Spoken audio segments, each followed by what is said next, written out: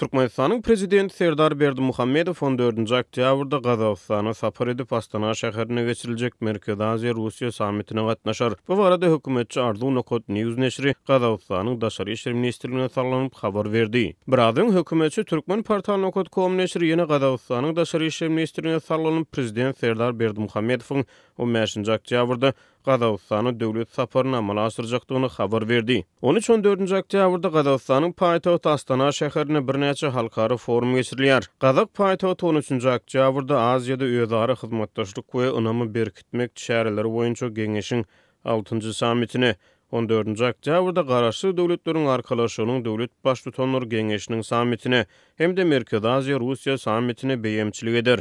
Orient Nokot.com neşriniň habaryna görä, Aziýada özara hyzmatdaşlyk we ynamy berkitmek şäherleri boýunça geňeşiniň penşenbe güni Astanada geçirilen 6-njy sammitine Türkmenistana vice-premier we daşary işler ministri Raşid Meredow wekilçilik etdi. Bu sammiti 11 ýurdun döwlet baş tutanlary, şol sany Russiýanyň prezidenti Vladimir Putin, Belarusyň prezidenti Aleksandr Lukashenko, Türkiýanyň prezidenti Recep Tayyip Erdoğan, Iranyň prezidenti Ebrahim Raisi, Azerbaýjanyň prezidenti İlham Aliýew, Täjikistanyň prezidenti Emomali Rahmon we beýlekler gatnaşypdyr. Türkmenistanyň hökümeti we döwlet ýetirligindäki köpçüliklerini habar beriş serişdeleri Berdimuhammedowyň gydanyň döwlet baş tutanlarynyň sammitine ýa-da Merkezi Aziýa Russiýa sammitine gatnaşyp gatnaşmajakdygy barada habar bermeýärler. Postsowet ýurtlardan ibaret bolan garaşly döwletleriň arkalaşygy Sowet Soýuzynyň resmi taýdan dargaýan döwürleri 1991-nji ýylyň dekabryna esaslandyryldy. Häzirki wagtda Azerbaýjan, Belarus, Ermenistan, Gazagystan, Kyrgyzstan, Moldova, Russiýa, Täjikistan we Özbegistan bu gurumanyň dol agdasy, Mongoliýa syn çagdasy we Türkmenistan asasyrlanan agdasy bolup durýar. Ukraina 2018-nji ýylda arkalaşyk bilen gatnaşygy besetdi. Galy berse de Türkmenistan we Ukraina gyda ýurtlarynyň 1993-nji ýylyň ýanwaryna kabul edilen hartiýasyny tasdiklamady. Bu hartiýa Russiýany Sowet Soýuzynyň ýeketäk kanuny orun tutury hökmüni ikrar edýär.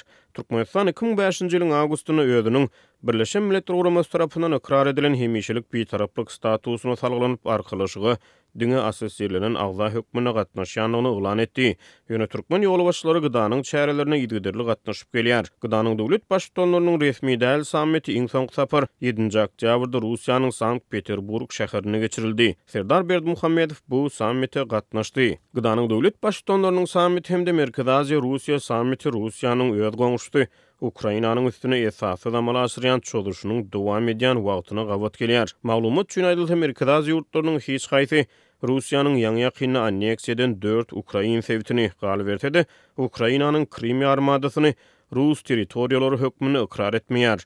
Serdar Berdimuhammedowyň Gazagystana asyrýan döwlet sapary Astanada geçirilýän halkara sammitleriň ýygyny 15-nji oktýabrda başlanar. Bu sapar syýasy, sewda, ykdysady, ulug üstaşyr medeni we ynsanperwer hyzmatdaşlygy şeýle hem Türkmen-Gazak strategik hyzmatdaşlygyny ösdürmäge gönükdirlenir diýip Türkmen portaly Nokot.com neşri goňşy döwletiň daşary işler ministrligini siýetirleýär. Birazdan Gazagystanyň prezidenti Kasym Jomart Tokayew Türkmenistanyň garaşlyk gününe nasip etdi.